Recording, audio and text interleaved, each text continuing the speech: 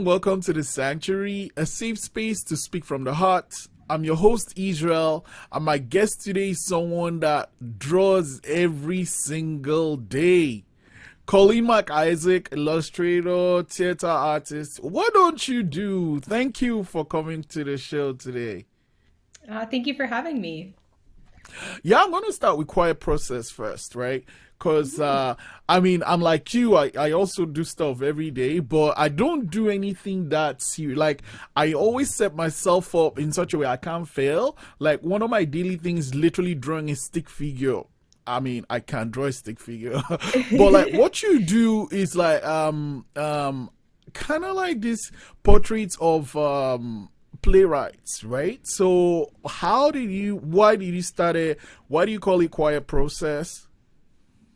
Well, I kind of fell into the daily drawing thing not accidentally, but I started out doing this like month-long challenge a number of years ago of like, do a drawing every day. And I've been doing a lot of theater and kind of neglecting my visual art illustration practice. And so I was like, yeah, this will be a good way to like force myself to get back into that.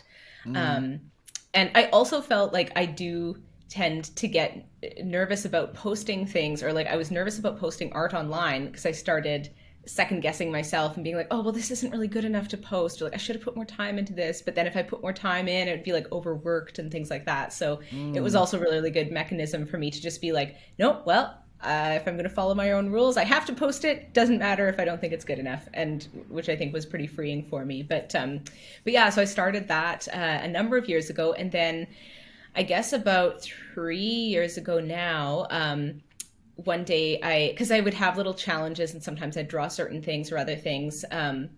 But it just coincided with the day that I switched over from making my primary place of posting Tumblr to Instagram. I got a new Instagram account and I was like, what should I draw first here? And I had a book of plays by Sarah Ruhl, who's an American playwright, kind of next to my bed. And I was like, I'll draw a little portrait of Sarah Ruhl.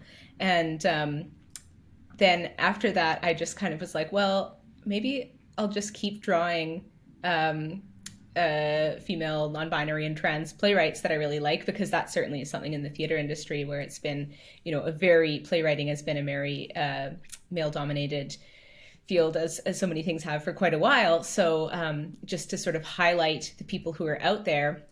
And I always kind of had said to myself that I was like, well, I'll just keep doing this for as long as I can, find people to draw. And so, yeah, it's been, I think today I will be drawing my 1,152nd playwright.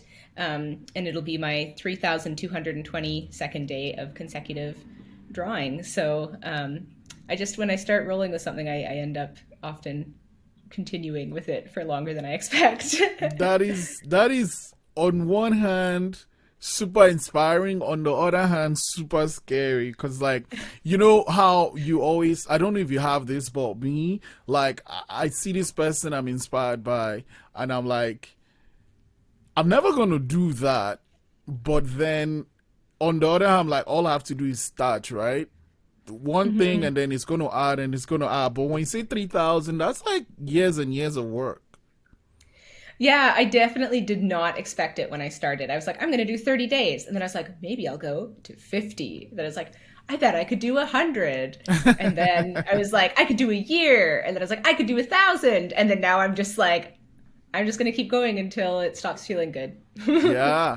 And I guess, the other thing is, every day I check in and it's like, holy shit, I didn't know there were so many female playwrights.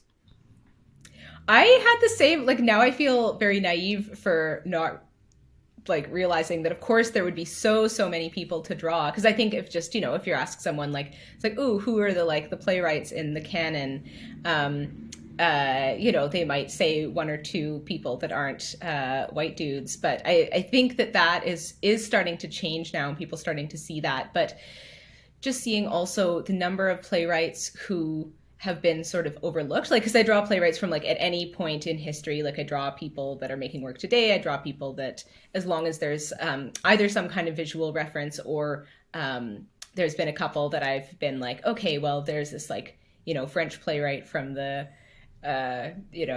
1500s, and she didn't have a portrait made of her because she wasn't thought of as like that important because she was like a woman writing plays kind of thing. So sometimes I will kind of invent what people might have looked like. Anyway, sorry, I don't know how I got off on that. No. That's all good. I was just saying I didn't know there were so many female playwrights. Yeah, me neither. Yeah, and I might be wrong here, but it's like you started out with like, was that watercolor or what? It was, well, at first when I was doing them, I would just kind of use whatever I had close by, because part of it is about this like daily practice, and part of the daily practice was about me being too busy to take time to make art. So a number of them would just be like, I'd be like, oh, I've got like a bit of an envelope here and a pencil, or like I happen to have watercolor today, or like, oh, there's some highlighters in my backpack, and I would just kind of draw with whatever tools I happened to have on hand. And then more recently, I've been able to get access to a iPad that has a really good drawing function and program. Is that a Procreate thing? Yes, it is. Yeah. What the freak, man? Everyone that draws says, "Oh man, Procreate." I'm like, well, like you already can draw, so and like people that can draw is like everybody can draw. I don't think that's a skill everybody can learn, cause like I've tried it and I suck at it, man. Like I've been drawing my stick man that is supposed to represent me, I don't know, for a long time now, and it still doesn't look like me at all. But there's someone that draws like a caricature of things. When you look at it, you can be like, oh, that is this person. I'm like, how did it start for you? Like, how did you start drawing? Oh, I guess I've been drawing for ever, I guess. Like I definitely was very fortunate. My parents, encouraged our artistic impulses. I definitely remember there was like a number of incidents of drawing on walls and drawing on oneself. But I've just always, ever since I was a kid, I've loved drawing. I remember being in like grade 1 and drawing like, I had never seen the Simpsons because I wasn't allowed. But when I was very young, but I remember like drawing Bart Simpson cartoons for other kids. But yeah, it's just something that I've always really been drawn to. I'm sorry. I saw what you did there. So you did you like go to school for it, or? Yeah, I ended up going to, I was really interested in drawing, and I was really interested in theater from a young age as well, kind of as soon as I got access to it and realized what it was.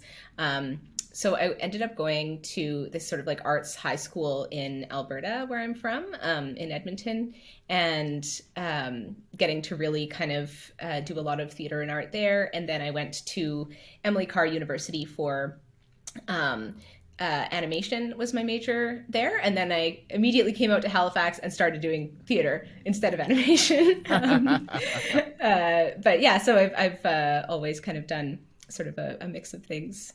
What brought you to Halifax? Kind of random adventure in a way. My partner and I were both kind of finishing up some education. We were trying to figure out where we might like to live, and I was in Vancouver, didn't want to go back to Edmonton, and neither of us had been to Halifax before, but we were like, well, it's got some good schools, and it seems like it might be a fun place to try out. So we moved here only knowing one other person in the province, and we'd never been here before. But then I just totally fell in love with it. Like I've been here now for like 14 years, I think. Oh, wow. This summer, and don't have any intentions of leaving. I just really love. What do you love about it? Here. I think it's a really good, the size and the community vibe. I really like the number of sort of, because there's so many schools, I think there's like a lot of sort of different ideas and a lot of youth sort of injected into the city that might otherwise not be the case.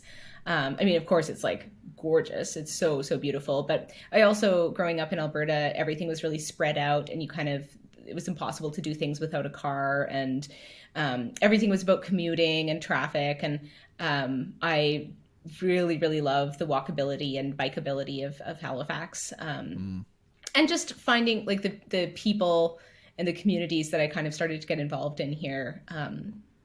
I really enjoyed that. So, yeah. And it's been 14 years now, you said. I think so. And then with theater, how did that come about?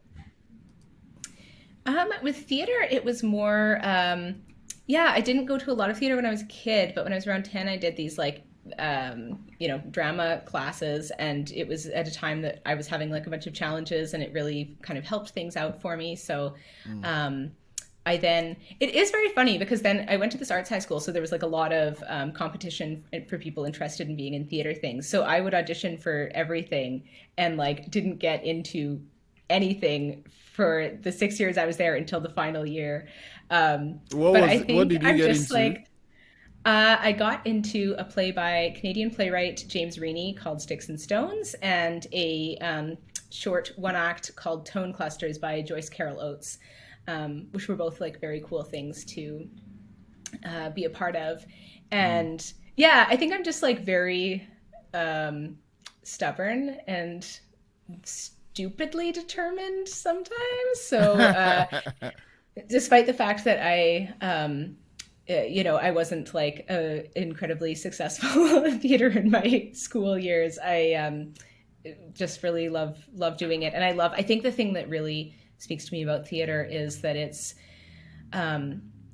just seems like a very honest art form to me, because I feel like we have these illusions around like permanence or things being like lasting for a long time or being something that stays, and that's more important. But with theater, it's just you put so much effort, you put so much work into something that then it happens in a moment of time and then it's gone.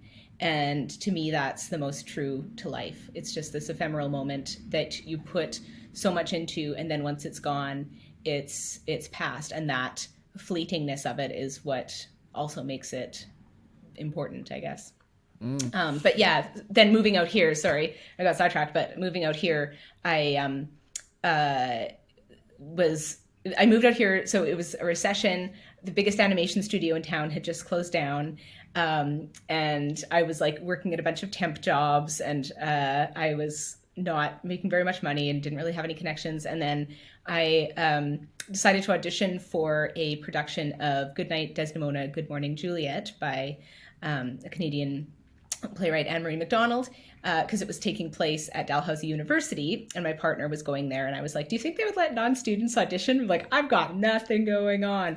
And so I auditioned and got into that. And the director, Dan Bray, ended up being my collaborator for the past 14 years. And we have been working with a theater company, the Villains Theater, together, and we're working on a production right now. So that's kind of how I ended up staying in theater, or kind of transitioning more into theater.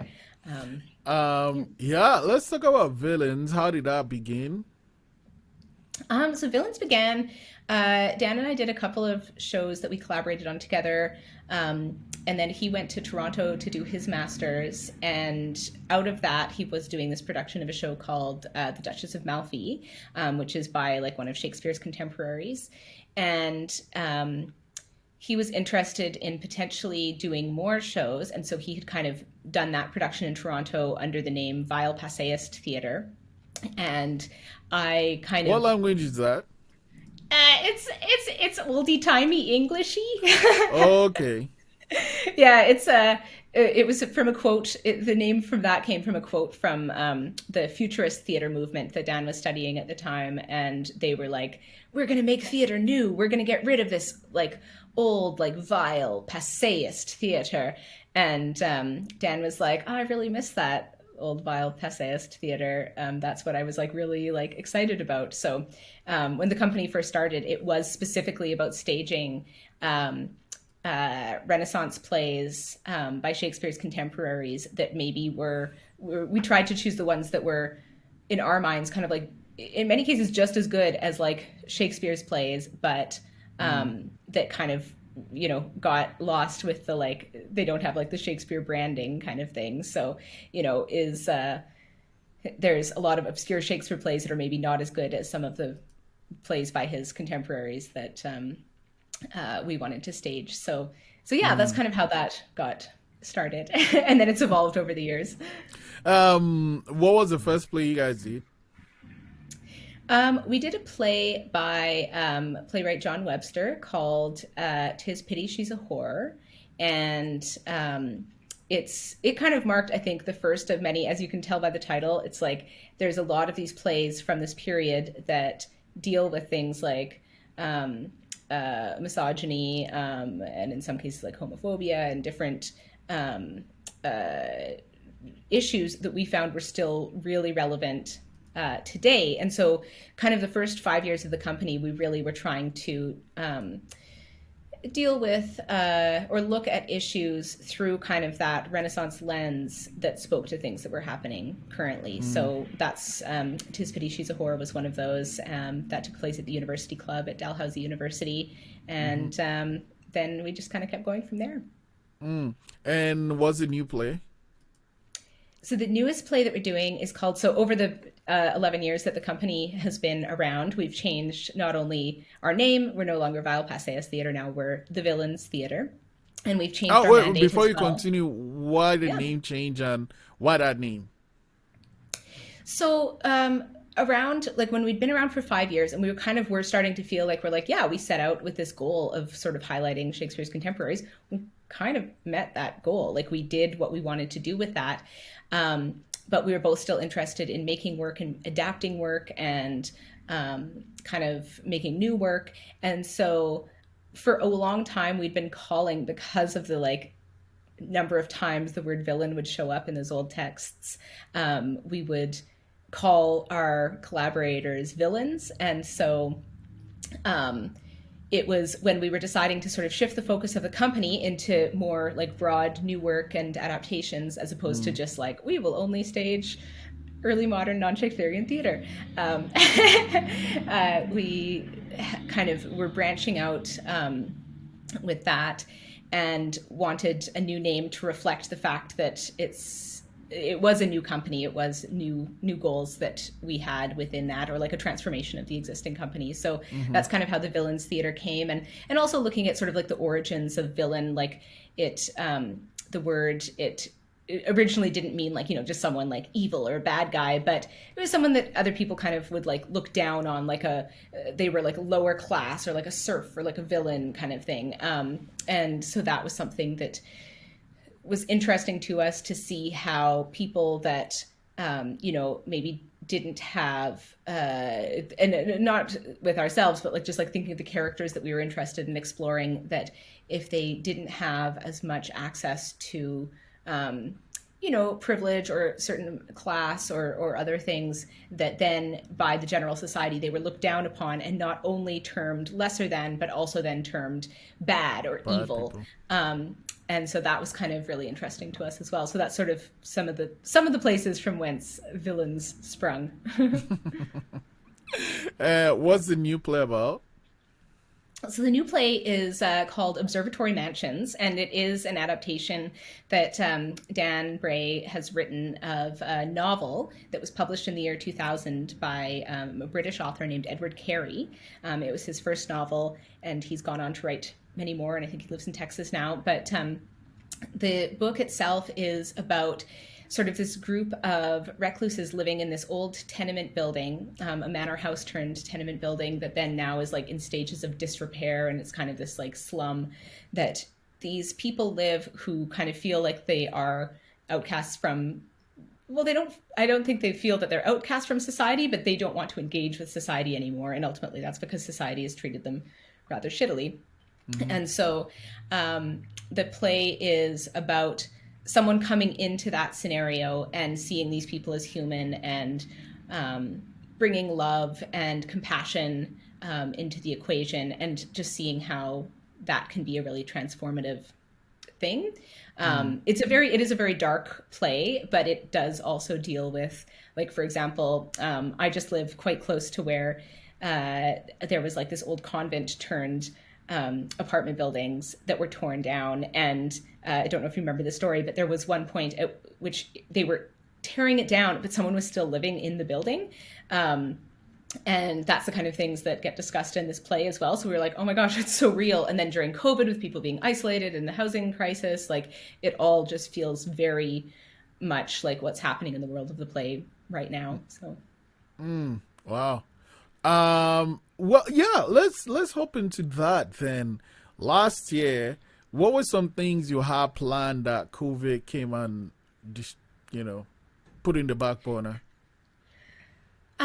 Well, for Villains Theatre, we certainly had just like a number of kind of smaller events. We like kind of doing a lot of sort of event-based things. Like we've done things like a black tie chip night where it's like fancy chip eating, wearing black ties, but it's just about chips. Or kind of collaborative, we do these play-in-a-days where we would adapt a play and then everyone would come together and, just work on it for one day and then present it in the evening. So we had some of those kind of events that were lost.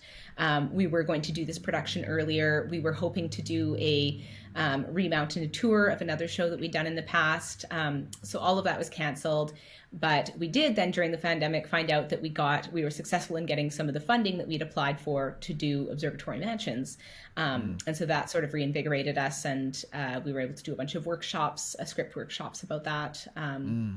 And yeah, then to go from there. But we did kind of, we certainly early on in the pandemic, we made this event called Isolate Nights, which was about kind of creating digital short plays. And our goal during the pandemic first wave was really to try to see what could we do to help support the artists that we work with and help support each other, get little bits of money flowing to people, give people something to work on in those early days when everyone was like, what's going on? I feel like now still people are like, what's going on? But at the same time, at the beginning, it was more confusing, I think. So, yeah.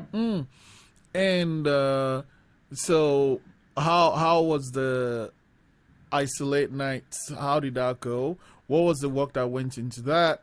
And, like getting things ready and actually getting people to watch. It was, it all came together very quickly. Like we did do it basically, I think, within the first 10 days of things locking down, in Nova Scotia at least. So it would have been, like mid-late March 2020. But basically we just had the idea that we wanted to do something like a short play night. Like we've done many short play events at the Bus Stop Theatre as part of their 24-hour theatre thing, and the Bus Stop Playwrights Unit and other groups that have had sort of short play nights. And so we wanted to do something that would allow people to be creative, take their mind off of the fact that there's this pandemic happening, or to work through their feelings about the pandemic through something that they were making. So we put out a call for writers that anyone could write something and submit it. Then we put out calls for people interested in acting and directing and kind of matched them all up. And in the end, I think we had, I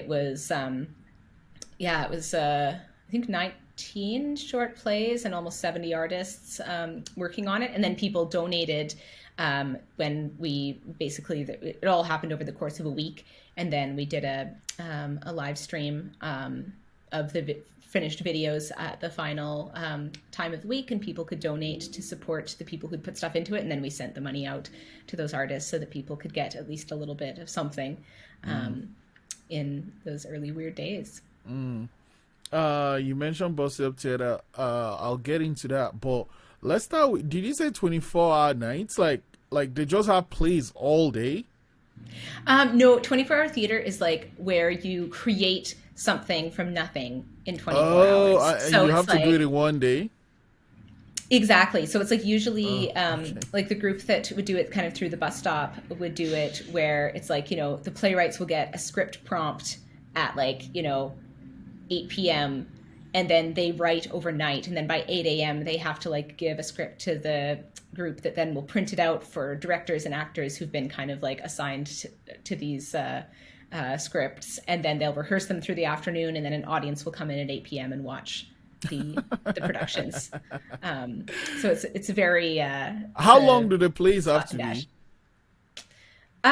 Usually not more than 10 minutes. Oh, okay. Would be the maximum. Yeah. Short plays. Yeah, short plays. I'm just remembering. So, I have a film background, and film spoils you because you can have as many takes as you want. You can show people the specific angle you want. You don't need people to really think too much. If you're like, that is the gun that killed the person, you can show them, right? This is the gun.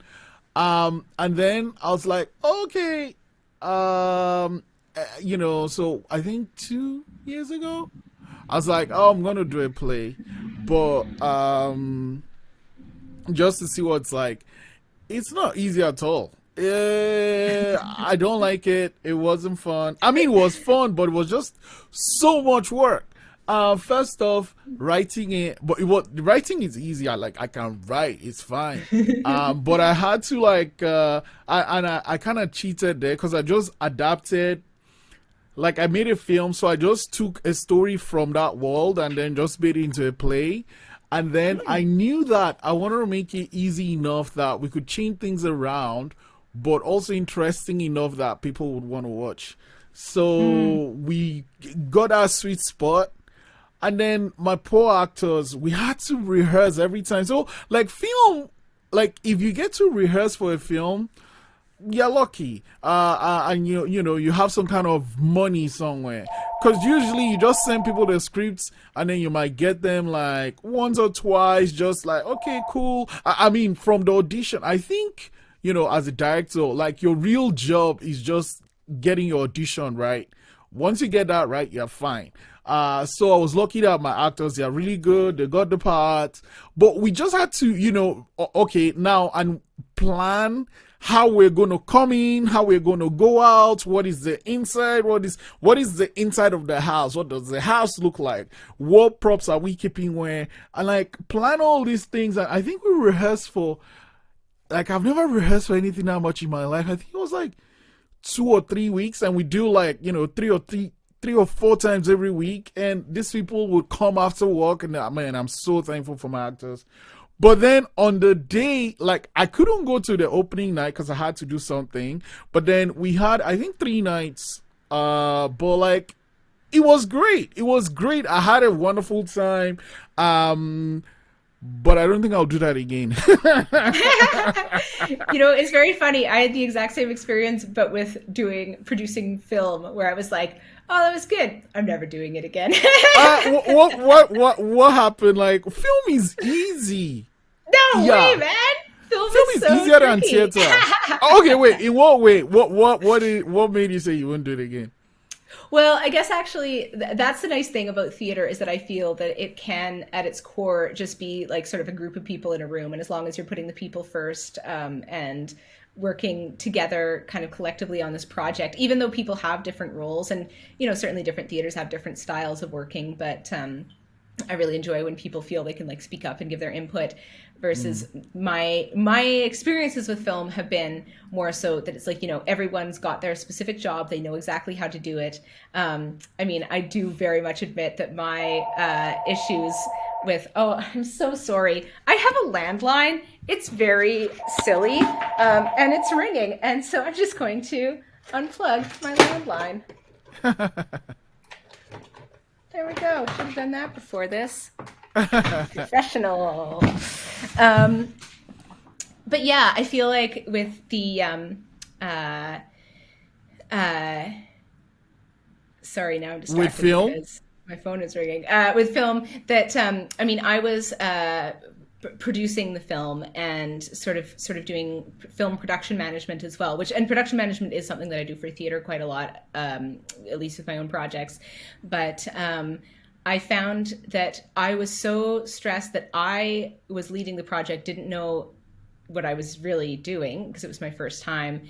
And just like any time that I had screwed something up, it means that like people like lost their time, or that they, it made all these like extra pressures on other people, but everyone was kind of had their own like individual roles. And it's it feels much more like I don't know, like films make me think of like an ant's nest or an ant hive, ant burrow. Where do ants live? I don't know. I don't know. But anyway, but it's like everyone's really busy and everyone's working, but everyone's also very focused on their own individual thing. And I feel like with theater, it's more Like, I don't know enough about other animals to know which animals work more collectively. What's a nice animal? Bees? Like bees? Maybe bees are different. Well, bees maybe are like ants. I've really lost track of all of this. This phone call really screwed me up badly. I'm No, so you were sorry. about to Anyway, tell me why you did film and you're like, oh no, this is, I'm done. I'm not doing it again. I think it was the pressure. I think it was, there's more money involved in a way, and more, everything has to be tighter. And I mean, I think also too, it was that I just, it wasn't something I'd done before. So it stressed me out because I was in charge of something with a whole bunch of people underneath me that were more experienced than I was. And so I definitely felt like I had no idea what I was doing. So I realized that probably influences my No, opinions. I don't think so. I think usually in film, especially like if you're kind of starting out and you like get into a position of power, you're most likely always going to get people that have done it for 40 years that are like, this is how we do it and blah, blah, blah. But what I find is, if you respectfully tell them that, you know, you kind of have a vision and this is how you want that vision to be, and you make sure that, yeah, you hear what they're saying, but this is why, you know, that cup has to be black and not yellow or whatever, yeah, people usually come in line. I think my introduction with theater was like French, right? We're making on $0. I'm asking all these people for favors, and like we're just trying to. And I think the thing with theater is that you have to, like, your audience has to go on this journey with you in their mind also, right? Because it's just this stage, and we're like, oh, imagine that there's like, you know, they're being tortured and all that stuff, and this is the same stage is 4 houses or whatever, and then the only difference that will be like, oh, in this house there's 1 chair, in this house there's 2 chairs, and you have to, you know, I think the theater audience has to be willing to go on this trip with you. With the film, yeah, they have to a point, but it's like your job to make them see what you want to see. So I think the thing for me is that in film you have a little bit more control than theater, because like once you, like, you know, once the curtains open up and then the lights come, like you don't, there's nothing you can do. If someone forgets their line, oh well. If somebody trips, if someone was supposed to sit down when they were supposed to, if someone's sitting down when they were supposed to stand, oh shit, you know, you that's why I think with theater you have all these rehearsals, but with film it's like, hey, wait, you didn't say that line, let's do it again, right? You can always do it again and do it again, and then even the final product is like chopped up. But in theater, what you see is what you get, and that's it. But like, I'm lucky that I had these actors that really, really believed in the project and really went along on this journey. And like, good thing is, we took that play and now we're making it into like a podcast, like an audio drama. Oh, So you cool. kind of Amazing. listen to the film. Yeah. So, man, I respect people that do theater though. Oh, yeah, you mentioned Bus Stop Theater. I was saying I was going to come back to that. Couple of months ago, year ago, they started raising funding. Do you have any more idea, more to tell about that story? Do you know more about that story? Yeah, absolutely. So I have been involved with the Bus Stop Theater for years. Like our second show that we ever did with the Villains Theater, aka Vile Paseos at the time, was at the bus stop. And ever since then, kind of just their mandate and interest in providing affordable space has been really something that I really love and always want to support. So I was the chair of their board for 5 years, and then I still kind of sit on their development committee and help them write grants. So I do know about the process that they've had, which is amazing, that basically during a pandemic, they were able to secure the funding to buy their building after many, many years of advocacy and fundraising and going to different levels of government and trying to meet their requirements. And so, yeah, there's been so many people who've spent so much time and energy to kind of help the mandate of the bus stop be realized. And right now, as we speak, it's being sort of they're doing some construction to kind of begin like phase one of what some of that, now that they own the building, they're able to do to make things an even better experience for people who are creating theater there. So is it going to be closed while they're building, or what? Yeah, they actually, we were going to be rehearsing there and ended up kind of getting bumped to have the renovations happen. But I know that it's kind of happening between now and the summer. I don't know if they might have the ability to, have people in at earlier parts, because there's different areas that are being renovated, including the front lobby. There's like a basement community room that's being kind of constructed, and then also the dressing room and tech room areas, as well as the theater itself. So I don't know what their plan is, if they might be able to open up some things earlier, but by this time next year there will be a bunch of different improvements in the theater. And of course they've got like a longer term, even bigger plan to build a second playing space and a bunch of rehearsal spaces and office spaces, but kind of are doing it in a phased way so that the theater will be, accessible to people for as much time as possible, because obviously it's not great to have it shut down for long periods of time, especially when there's so few other affordable venues in the province, really, well, especially in Halifax. So we're hoping that, because it does coincide with, yes, the pandemic still ongoing, that it that wasn't as busy of a booking season as it would have been otherwise, and that hopefully by the time it's all ready, people are ready to come back into theaters more regularly again. Okay. Now, how do you do it all? You have to do this painting or drawing every day. You have to take care of villains, and you might be writing a grind here and there. How do you do it all?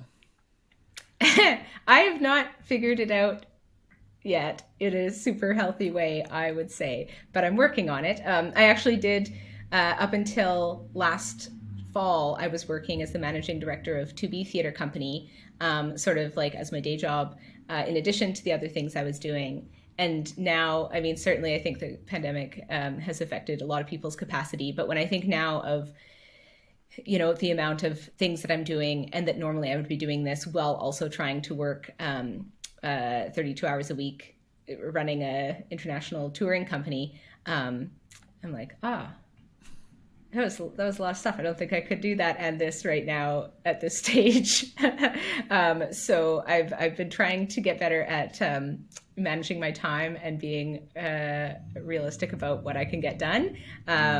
Still a learning process. One thing you also mentioned is like funding when you were working with Bus Stop and in the development thing. What are some tips you have for artists that are watching or listening when it comes to writing grants?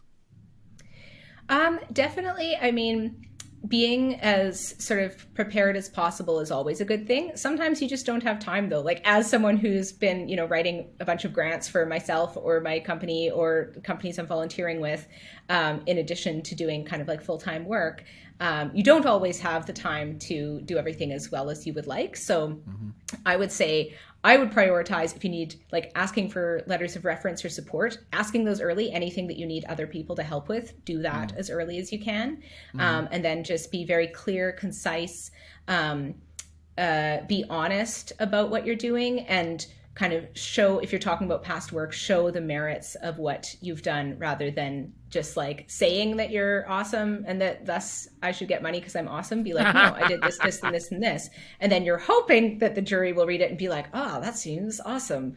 So I guess those would be my things. Also, there's a lot of resources out there. Strategic Arts Management, I work with them as a consultant, and can help, like, basically get I do consultant work on grants and stuff. There's a lot of other much more qualified and talented people doing consulting work on grants.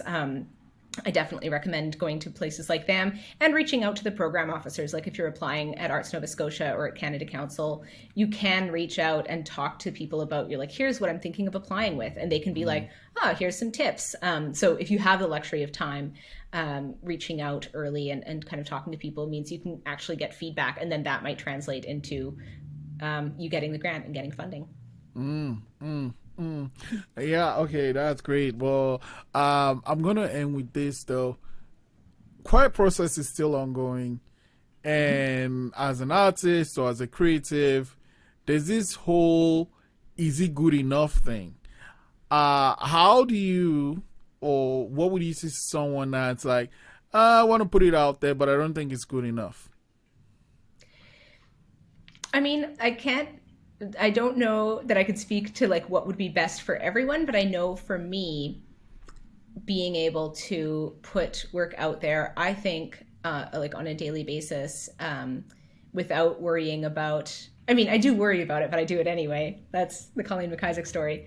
But that putting it out there and just not self-censoring yourself because you're worried something's not good enough, for me at least, was able to sort of keep me moving forward, just kind of, and I guess actually to loop back to one of your early questions that I did not answer, I now realize, about why it's a quiet process, which for me, it really is just like, if you're doing a little thing every day, it doesn't have to be the best. It doesn't have to be amazing. Sometimes you can hate it, but it's just one foot in front of the other, one step every day, kind of getting towards not necessarily any particular, I don't have a goal of like, I want to have this many drawings or I want to have this.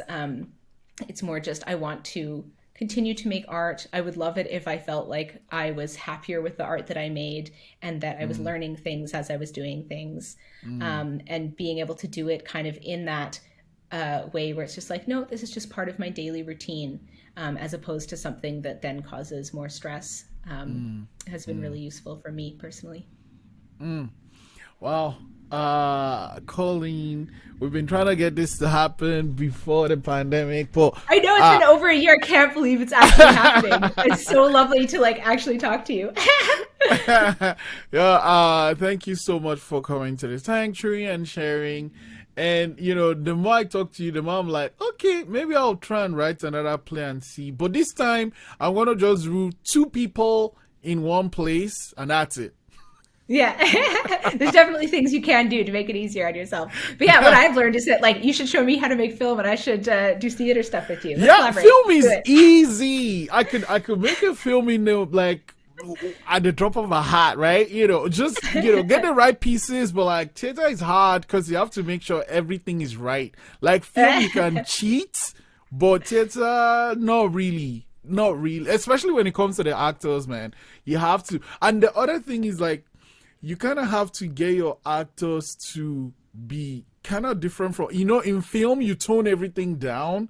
In theater, you turn everything up, right? So you have to make sure the actors are know what medium you want to get this word out. Like, oh no, here we are exaggerating everything. So let's go crazy and stuff. Absolutely. But also I feel like that's the kind of thing that I love about theater, is the fact that it's like you're reliant, and I mean you are in film too, but like you're reliant so much on working with other people in community, and you're all kind of working towards this like collaborative goal, which I really enjoy. So let's make some film and theater together. Okay, let's switch. All right, thank you so much, Colleen.